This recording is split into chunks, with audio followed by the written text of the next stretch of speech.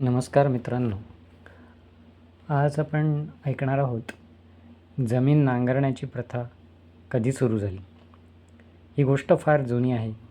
स्वयंभू मनूच्या वंशात अंग नावाच्या प्रजापतीचा विवाह मृत्यूची मानसकन्या सुनीतासोबत झाला. त्यांना वेन नावाचा पुत्र झाला. मात्र वेन हा भलताच अधार्मिक होता. त्याने सिंहासनावर येताच प्रजेवर अत्याचार सुरू केले. त्याचप्रमाणे यज्ञ, दान आणि हवन यांच्यावर बंदी घातली. जेव्हा महर्षी त्याला जाब विचारायला गेले तेव्हा त्याने त्यांचाही अपमान केला. तेव्हा मात्र धर्माचरणास कटिबद्ध महर्षींनी राजा वेन याला ठार मारले. मात्र आता प्रजेचे रक्षण करण्यास कोणीही नसल्याने चोर डाकूंचे फावले. राज्यात हाहाकार माजला. ही स्थिती लक्षात घेऊन महर्षींनी मंत्रोच्चार करत वेन राजाच्या पार्थिवाची उजवी जांघ घुसळली. त्यातून एक अतिशय लहान तोंडाचा काळा आणि ठेंगणा पुरुष उत्पन्न झाला, ज्याचं नाव निषाद पडलं. त्याद्वारे वेन राजाचे पाप नष्ट झाले.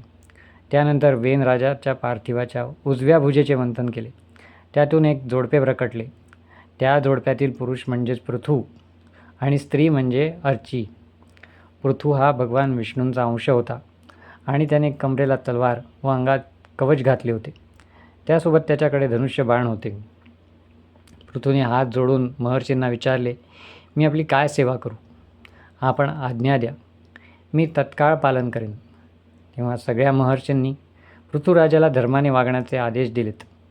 त्यानंतर महर्षींनी महाराजा पृथूचा अभिषेक केला. महाराजा पृथूला नदी, समुद्र, पर्वत, सर्प, गाय, पक्षी, हरिण, स्वर्ग, पृथ्वी तसेच अन्य प्राणी आणि देवतांनी बहुमूल्य उपहार दिलेत. राज्याभिषेकानंतर महाराजा पृथूला सर्व प्रजाजन भेटायला आलेत. आलेले प्रजाजन हे भुकेने व्याकुळ आणि उपासमारीने अतिशय खंगले होते, जणू हाडांचे सापळे. प्रजाजनांनी महाराजा पृथूला अन्नाची सोय करण्याची विनंती केली. त्यावेळी महाराजा पृथू यांचे वडील वेन यांच्या पापाचरणामुळे पृथ्वीवर अन्नाचा मागमूस नव्हता. अन्नधान्याचे उत्पादन ठप्प झाले होते. सगळीकडे दुष्काळ पसरला होता. महाराजा पृथूने विचार केला की पृथ्वीनेच अन्न आणि औषधी यांना लपवून ठेवले असावे. हा विचार मनात येताच महाराजा पृथू त्याचे आजगव नावाचे दिव्य धनुष्य आणि दिव्य बाण घेऊन पृथ्वीमागे लागला. ते बघताच पृथ्वी भयभीत झाली आणि तिने गायीचे रूप घेतले आणि पळण्यास सुरुवात केली.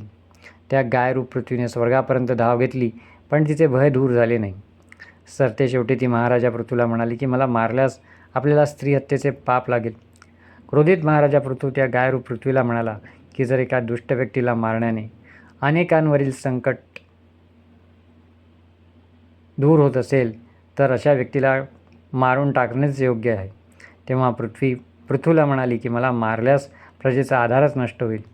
महाराजा पृथू क्रोधित असल्याने पृथ्वीला म्हणाला की पृथ्वी, माझ्या आज्ञेचे उल्लंघन केल्यामुळे मी तुला ठार मारणार आणि माझ्या योग्य सामर्थ्याने प्रजेचं पालन करणार.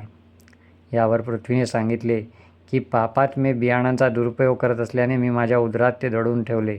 मात्र ते अधिक काळ दडवून ठेवल्याने पचून गेलेत. आपली इच्छा असेल तर मी ते दुधाच्या स्वरूपात देऊ शकते.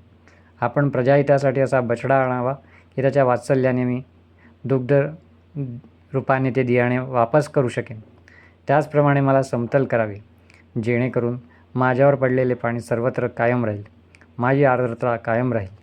हे ऐकल्यावर महाराज पृथूने स्वयंभू मनूला बछडा बनवून आणि दूध काढून औषधी, बियाणे, अन्न यांचे उत्पादन केले. पृथ्वीने असं सर्व काही प्रदान केल्यावर महाराजा पृथू आनंदित होऊन पृथ्वीला कन्यास्वरूप स्वीकारले. प्रत्येक मन्वंतरामध्ये पृथ्वी असमतल होते. त्यामुळे महाराजा पृथूने आपल्या धनुष्याच्या प्रत्यंच्याने सगळे शिलाखंड उखडून एका ठिकाणी स्थापित केले. त्यामुळे पर्वतांची लांबी, रुंदी आणि उंची वाढली. यापूर्वी पृथ्वी समतल नसल्याने शहरी आणि ग्रामीण असं काही वर्गीकरण नव्हतं. त्याचप्रमाणे अन्न, गोरक्षा, कृषी आणि व्यापार असा काही क्रम नव्हता. या सर्व वर्गीकरणाची सुरुवात वेनपुत्र महाराजा पृथूच्या काळापासून झाली. तर इथेच थांबूया. धन्यवाद मित्रांनो. पुन्हा भेटूया.